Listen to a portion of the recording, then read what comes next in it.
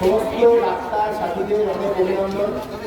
আজ আমরা এসেছি আইটিএ বিপিও কেপিও সমস্ত কর্মীদের তরফ থেকে সল্টলেক সেক্টর নিউটাউন এলাকা, এই সমস্ত এলাকায় যারা চাকরিজীবী সেই সমস্ত লোক আজ জড়ো হয়েছে এখানে আজ আমরা এরকম আনুষ্ঠানিকভাবে একটা মিছিল করে কেন এলাম? আমরা আজ প্রথম আসিনি, গত 25 দিন ধরে প্রত্যেকে নিজের নিজের মতন করে এই আন্দোলনে রয়েছে। আমরা আজ জানাতে এসেছি আইটি থেকে আইটিএ সমস্ত অফিস পাড়ার কর্মীরা আনকন্ডিশনালি ডাক্তার সাথীদের সাথে আছে এই আন্দোলন। একদম এই দুনিয়ার ডাক্তারগণ যে সিদ্ধান্ত নেবে তারা এই আন্দোলন যেভাবে চালনা করা ঠিক বলে মনে করবে, আইটিএস এর সমস্ত সাথীরা, এই অফিস পাড়ার সাথীরা তাদের সাথে আছে, পূর্ণরূপে সমর্থন। এই নিয়ে আজ আমাদের এটা সপ্তম মিছিল, মানে 7 নম্বর দিন আমরা একটা মিছিল করে এলাম। গতকালও একটা মিছিল করে এসেছিলাম আমরা, আজ এটা সপ্তম মিছিল। একটা ধারণা রয়েছে সাধারণ মানুষের মধ্যে যে আইটি বা এই আইটিএস সেগমেন্টে যারা চাকরি বাকরি করে তারা তো রাস্তায় নামে না, মানে এটা খুব ভুল ধারণা না। আমি নিজের এই 11 বছরের অভিজ্ঞতাতে এরম ঐতিহাসিক র্যালি জীবনে দেখিনি। আমার ধারণা আপনারা কেউ দেখেননি এরকম কিছু। কেন? তাহলে এতগুলো মানুষ যারা সকাল 9টায় অফিস ঢুকে 7টায় বেরিয়ে যেত, তারা নিজের অফিস কাটিয়ে, মিটিং কাটিয়ে, ম্যানেজারকে মিথ্যে বলে বৃষ্টিতে ভিজে রাস্তায় নেমেছে কেন? একটাই কারণ, তারা তাদের বোনের বিচার চায়। We want justice. আজ আমাদের সাথে যুক্ত হতে পারেনি এমন অসংখ্য মানুষ রয়েছে যারা এই আন্দোলনের পাশে আছে। যারা আসতে পেরেছে সেই 1500-2000 লোক, তারাও এখানে এত অব্দি সামনে আসতে পারেনি।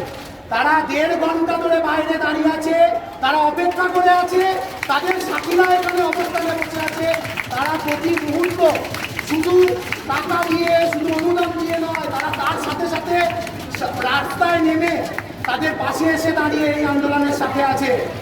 আমার প্রত্যেকের কাছে অনুরোধ, যে যেমন ভাবে পারবেন, শুধু আইটি না, সমাজের সমস্ত সমাজের সেকশনের কাছে আমার এই অনুরোধ, এই আন্দোলনের পাশে দাঁড়ান। এটা আপনার নিজের জন্য দাঁড়ান। এই জিনিস যে কোনো মানুষের সাথে হতে পারে। আজ ডাক্তাররা যে সাহস দেখিয়েছেন, যতটা ইউনাইটেড তারা হতে পেরেছেন, আমরা নিজেদের মধ্যে আলোচনা করেছিলাম আমাদের সেকশনে এই জিনিস হলে, আমাদের ইন্ডাস্ট্রিতে এটা হলে আমরা কি পারতাম?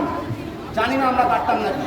তবে আজ একটা জিনিস দেখতে পাচ্ছি, ডাক্তার বন্ধুরা আমাদের শিক্ষা দিচ্ছেন, তারা শেখাচ্ছেন কিভাবে প্রতিবাদ করতে হয়। যে কারণে আমি প্রথমেই বললাম, এই আন্দোলনে আমাদের আনকন্ডিশনাল সাপোর্ট আছে। সমস্ত অফিস পাড়ার প্রত্যেকটা মানুষ যে এখানে আসতে পেরেছে, যে পারেনি, অনেকের অনেক রকম চাপ আছে। আমাদের এমনও লোক কাজ করে যাদের 9 ঘন্টার বদলে 14 ঘন্টা কাজ করতে হয়। তাদের পক্ষে এখানে এসে পৌঁছানো মানে চাকরি বিসর্জন দেওয়া। এমন কিছু লোক আছেন যারা সেই স্টেপ নিয়েও এসছেন, কিন্তু সবাই আসতে পারেননি। তারা প্রত্যেকের সমর্থন করছেন।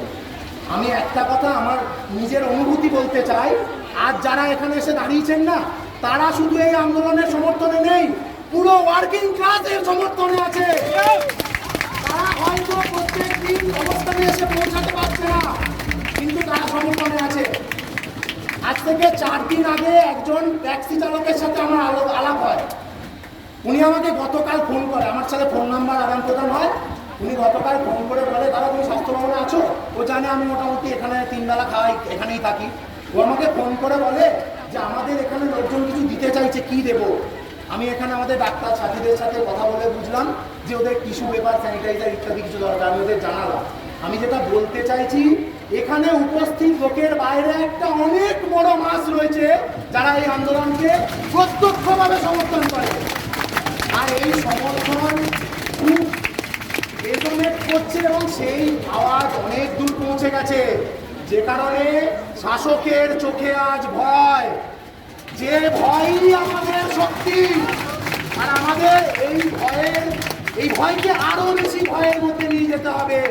আমার এই আন্দোলন থেকে একটাই পাওনা, কাল যদি 10টা প্রতিবাদী মানুষ ছিল, আজ 1000টা প্রতিবাদী মানুষ হয়েছে। এই আন্দোলনের এটাই কামনা। এই বলে আমি আমার বক্তব্য শেষ করছি। আমি একটা কথা বলতে এক করতে তোমার সাথে, যে এই আন্দোলন আমাদের সর্বব্যাপী সর্ব মানুষের, এবং শুধু বেসরকারি নয়। আমি অনুরোধ করবো মাননীয় মুখ্যমন্ত্রীকে যে আপনার করার চাবুকের এই ব্যাপারটা যদি আপনি সরিয়ে নেন, তাহলে দেখুন না যে সরকারি মানুষ এবং এই যে পুলিশরা দাঁড়িয়ে রয়েছেন, এরা কতজন সে আন্দোলনকে সমর্থন করবেন। আপনি দেখে নেবেন তারা অনেকে সমর্থন করবেন। ধন্যবাদ। প্রথম দিন থেকে আমরা সকলে মানে যেটা কিছুক্ষণ আগে উনি বললেন, যারা এখানে আছেন তারা তো অবশ্যই, যারা এখানে নেই তাদের মাত্রা কিন্তু আরো অনেক অনেক বেশি। আমরা নিউ টাউন থেকে এসেছি, নিউ টাউন থেকে প্রথম দিন থেকে নিউ টাউন বাসীরা কিন্তু আমাদের প্রত্যেকের সাথে আছে, এবং শুধু যারা ওয়ার্কিং ক্লাস তারা নয়, আমাদের কাছে এমন মেসেজেস আছে যে যারা রিটায়ার্ড, অনেক বছর হলো রিটায়ার করেছেন, এখন 70 এমনকি 80-র উপরে বয়স, তারাও বলছেন আমাদের যতটুকু শক্তি আছে আমরা শেষ জঙ্গলটুকু দিয়ে পাশে দাঁড়াতে চাই। আজকে এই ছোট ছোট ছেলেমেয়েগুলো এই কাজ করে দেখিয়েছে যা আমরা আমাদের 80 বছরের জীবনে করার সাহস পাইনি। আমরা যে আজকে এত জোর মিলে রাস্তায় নেমেছি, এই রাস্তায় নামাটা কিন্তু আমাদের প্রত্যেকের লজ্জার কারণ। আমরা যে এত বছর ধরে লজ্জা পেয়েছিলাম, নামতে পারিনি, এত এত অত্যাচার দেখেছি, এত জায়গায় এত রেপ, এত মার্ডার, সব কিছু দেখেছি। শুধু মেয়েদের নয়, ছেলেদেরও সব কিছু, সমস্ত অত্যাচার আমরা দেখে আমরা নামতে পারিনি, ইউনাইটেড হতে পারিনি। আজকে কিন্তু এই একটা মাত্র মেয়ে, একটা বাচ্চা মেয়ে নিজের জীবন দিয়ে আমাদের বুঝতে গেল আমরা প্রত্যেকে কত বড় পাবো, এবং সেই কারণে আমরা নিজেদের কাছে নিজেদের প্রমাণ করার জন্য, এবং সেই ভয়ে যে আমরা যদি এখনো পাঠাতে থাকি তাহলে আমাদের পরবর্তী প্রজন্মকে আমরা কি করে দেখাবো, একমাত্র এই ভয়ে আমরা কিন্তু আজকে সবাই রাস্তায়। আপনারা থেমে যাবেন না, আপনারা যা করেছেন আমাদের পক্ষে সম্ভব ছিল না, আমরা শুধু এইটুকুই করতে পারি, পাশে থাকা, এবং আমরা আমাদের শেষ রক্ত মৃত্যু পর্যন্ত পাশে থাকবো। আজকে সকাল থেকে বৃষ্টিতে আপনারা যেমন এখানে কষ্ট পেয়েছেন, আমরা কিন্তু বাড়িতে বসে কষ্ট পেয়েছি। আমাদের নিউ টাউনবাসীরা আপনাদের জন্য প্ল্যাটফর্মের ব্যবস্থা করার চেষ্টা করেছে, পুরোটা এখনো কভার হয়নি, আরও কিছু আসার চেষ্টা চলছে। ওপরে যাতে আমরা বাঁশ দিয়ে পুরো বিকল্প ঠিক করে দিতে পারি, যাতে আর রাতে বৃষ্টি হলে আমাদের কোনো অসুবিধা না হয়, আমরা চেষ্টা করছি, যতটা সম্ভব আমরা চেষ্টা করছি। আপনারা শুধু সামনে না, আমরা যত রকম করবো, যা যা সাপোর্ট আপনাদের দরকার এখানেই নেবো। বাড়ি ছেড়ে আপনাদের আসতে হচ্ছে, আমরা এখানে আপনাদের বাড়ি বানিয়ে দেবো। আমরা নিজেরা থাকবো অতিথি হিসেবে আপনাদের সাথে, এবং আপনাদের ফ্যামিলি মেম্বার হয়ে চিন্তা করবেন না কেউ এখনো চেষ্টা করবে। দারুণ দারুণ। যদি আপনাদের কিছু হয় ওনারা চাইতে যাবেন, আমরাও হয়তো তাই বলবো। আমরা প্রত্যেকে যে যে কাজের সঙ্গে যুক্ত, আমরা সবাই মিলে একসাথে চাইতে যাবো যদি আপনাদের কিছু হয়, কেউ হাত ছাড়বেন না। আমি আপনাদের বলতে চাই যে আমি একটা মেয়ে, আমি একটা মা, তো আমি চাই না আমার বাচ্চা এমন কিছু শিখুক এই পৃথিবীতে এসে যে মানে ও ভাবুক যে আমার ছেলে বাচ্চা, ও যেন না ভাবুক যে মেয়েরা আলাদা রকম জিনিস, ও যেন ছোটবেলা থেকে রেসপেক্ট করতে শেখে সব মেয়েদের, শুধু মেয়েরা নয়, মেয়েরা যেন ছেলেদের রেসপেক্ট করে আর ছেলেরা যেন মেয়েদের ইকুয়ালি রেসপেক্ট করে। আমরা কিন্তু মানে এই স্কুলে কিন্তু sex education is very important. মেয়েদের কিন্তু ছোটবেলা থেকে ছেলে মেয়েদের কীভাবে এই জিনিসটা গায়ে কোথায় হাত দিলে এটা বাজে, গায়ে কোথায় হাত দিলে এটা ভালো, এটা কিন্তু ছোটবেলা থেকে শেখানো উচিত। এটাকে কিন্তু কোনো লজ্জা নেই, এটা কোনো লজ্জার বিষয় না, এটা কিন্তু সবাইকে শেখানো উচিত। আর এটাতেই কিন্তু আমরা আস্তে আস্তে মানুষের ভাবনা চিন্তা সব পাল্টাতে পারবো। আস্তে আস্তে আমরা এই রেপ জিনিসটা বন্ধ করতে পারবো। একটা মেয়ের ডিগনিটি নষ্ট করা যে তাকে সবচেয়ে বড় শাস্তি, এটা যেন লোকে না ভাবে, এটা হতে পারে না। একটা মেয়ের রেপ করে তার ডিগনিটি নষ্ট করে কখনো তাকে অসম্মান করা যায় না, এটা আমাদের চিন্তায় রাখতে হবে। We can still move forward if we are facing such a situation. So I would request that every one of you please make your child understand that this situation can happen to anyone. So everybody please follow and please support all the doctors here. Thank you very much.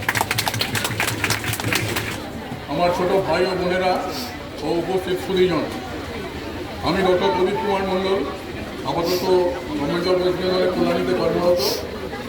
আমার বয়স মোটামুটি 60, 1964 জন্ম।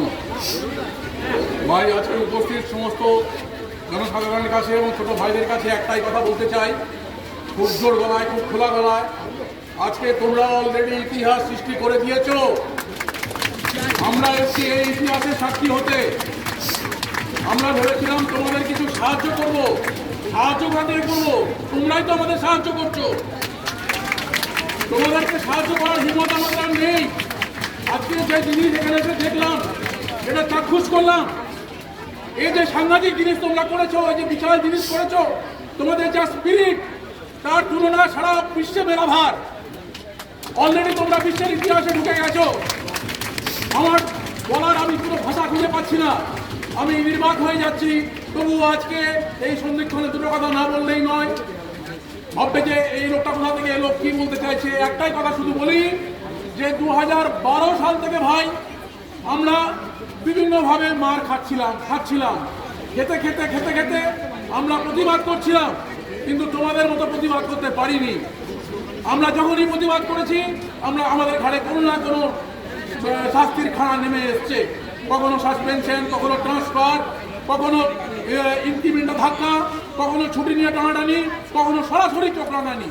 এটা করতে করতে করতে করতে আমরা দিস্তা কাগজ, এই যে তোমরা যাদের চাইছো, অপসারণ চাইছো, ডিএইচএস, ডিএমই, হেলথ সেক্টরে, আমরা একটা সময় প্রতি সপ্তাহে ডেপুটেশন দিয়েছি, কিন্তু দুঃখের কথা আমরা কিচ্ছু করতে পারিনি। একটা কথা আছে, ছাত্রের কাছে আর সন্তানের কাছে হার হচ্ছে গর্বের। আজকে আমার গর্বের বুকটা ভরে উঠছে যে আজকে তোমরা আজকে আমাদের হারিয়ে দিয়েছো। তোমরা আজকে আমরা হেরে গিয়ে আমরা জিতে গেছি তোমাদের কাছে, যে তোমরা যে ইতিহাস সৃষ্টি করেছো, এই ইতিহাসের সাক্ষী আজকে আমরা এখানে রয়েছি। আমি এসেছি, আমার স্ত্রী এসেছেন, আমার ছোটো মেয়েকেও নিয়ে এসেছি। তার কারণ হচ্ছে আমরা ঘরে বসে থাকতে পারছি না। আমরা এসেছিলাম এখানে চাক্ষুষ করতে, যদি কিছু রিসোর্সেস দেওয়া যায়, যদি কিছু ইউটিলিটিস লাগে সাধারণত দেওয়া যায়। আমি এসে দেখলাম আমার আগে হাজার হাজার মানুষ এখানে চলে এসছেন, তারা সেই সমস্ত জিনিস পৌঁছে দিয়েছেন, পৌঁছাচ্ছেন, আরও আসছে। এই বন্যার একে কেউ রুখতে পারবে না। চিফ মিনিস্টার তখন দূরে ছাড়, কোনো শক্তি একে রুখতে পারবে না। একদম। আর তোমরা খুব ঠিক করেছো যে কালকে ওখানে মিটিংয়ে যাওনি। আমি নির্দ্বিধায় বলছি, একদম। সরকারের তরফ থেকে মিথ্যে কথা বলা হচ্ছিল, বারবার মিথ্যে কথা বলা হচ্ছিল। পরিবহন ঘটনার সময় আমি ছিলাম, আমরা দিনের পর দিন ছিলাম এনআরএসে। কি হয়েছিল সবাই জানে, আমরা তাদের এখনো ভুলতে পারিনি। সেই পরিবহন ঘটনার পুনরাবৃত্তি যাতে তোমাদের সাথে না হয়, তোমরা সাবধান থাকবে, সেই মতন সাবধানতার সাথে অবলম্বন করে তোমাদের পরবর্তী রণনীতি তৈরি করবে। আর তোমরা জেনে রাখো, তোমরা আজকে একা নও। কালকে নারায়ণ ব্যানার্জি বলে গেছে, বোধহয় পরশুদিন, আমরা সবাই তোমাদের সাথে আছি। এখানে কারো সাহস নেই তোমাদের গায়ে কাজ করে। গোটা হেলথ সিস্টেমকে আমরা একদিনে স্তব্ধ করে দেবো যদি কিনা তোমাদের গায়ে হাত তোলে। তবে আমরা আশাবাদী, আমরা কেউ সৃষ্টি করতে চাই না। আমরা চাই গভর্নমেন্টের এখনো সময় আছে, গভর্নমেন্ট আর একটু নমনীয় হোক, গভর্নমেন্ট তার ইগো ছেড়ে তোমাদের সাথে কথা বলুক। 30 জন না 35 জন সেটা না নিয়ে লাইভ স্ট্রিমিং করতে কি অসুবিধা ছিল? লাইভ স্ট্রিম সমস্ত সরকারের কি লুকোনোর আছে? মাননীয়, আপনি যত লুকোবেন তত পিছাবেন, যত পিছাবেন তত আপনাকে মানুষ ঘৃণা করবে, ত্যাগ করবে। অলরেডি আপনি আজকে আস্তাকুলের রাস্তায় পৌঁছে গেছেন। আপনি এখনো সময় আছে, আমার ভাইদের সাথে, আমার বোনদের সাথে কথা বলুন। এখনো আপনার রেকটিফাই করার সুযোগ রয়েছে। সেটাও যদি আপনি না নেন, আগামী দিন রাস্তা ছাড়া ভয়ঙ্কর, তিনি একটি মানুষও আপনাকে ক্ষমা করবে না। ধন্যবাদ। এই আন্দোলন দীর্ঘস্থায়ী যাতে না হয়, তোমরা জয়ী হও, আমরা জয়ী হই, এই আশা